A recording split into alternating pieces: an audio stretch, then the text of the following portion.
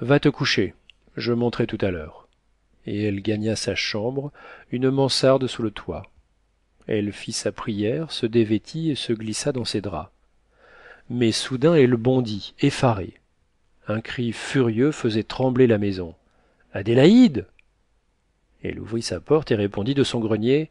Me v'là, not maître. Ousque t'es? Mais je suis dans mon lit, donc, not maître. Alors il vociféra. Veux-tu bien descendre, nom de D? J'aime pas coucher tout seul, nom de D. Et si tu ne veux point, tu vas me foutre le camp, nom de D. Alors elle répondit d'en haut, éperdue, cherchant sa chandelle. Me v'là, not maître. Et il entendit ses petits sabots découverts battre le sapin de l'escalier. Et quand elle fut arrivée aux dernières marches, il la prit par le bras, et dès qu'elle eut laissé devant la porte ses étroites chaussures de bois à côté des grosses galoches du maître, il la poussa dans sa chambre en grognant. Plus vite que ça, donc, nom de D. Et elle répétait sans cesse, ne sachant plus ce qu'elle disait. Me v'là, not maître. 6 mois après, comme elle allait voir ses parents, un dimanche, son père l'examina curieusement, puis demanda. T'es-tu point grosse? Elle restait stupide, regardant son ventre, répétant. Mais non, je ne crois point. Alors il l'interrogea, voulant tout savoir. Dis mais, si vous n'avez point quelque soir mêlé vos sabots? Oui, je les ont mêlés le premier soir et puis les autres.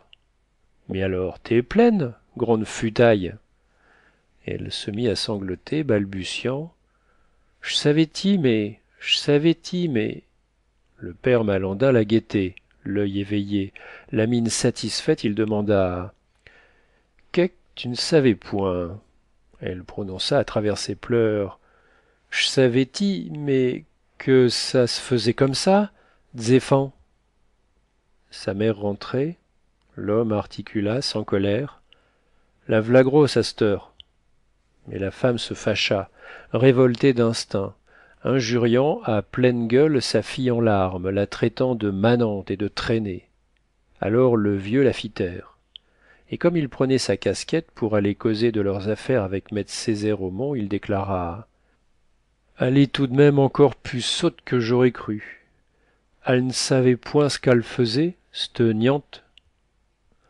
Au prône du dimanche suivant, le vieux curé publiait les bans de monsieur Onufre Césaire Omont avec Céleste Adélaïde Malandain. Fin des sabots.